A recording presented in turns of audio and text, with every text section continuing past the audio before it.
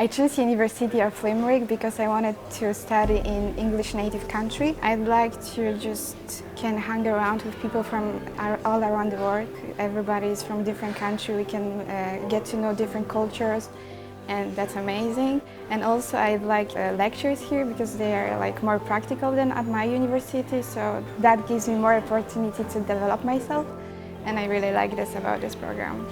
I enjoy the most the culture, the Irish culture, and Irish people are really welcome, and in Limerick it's a lot of places that when we can go and just see the culture, the music, the dances, and that's really amazing. I really enjoy it.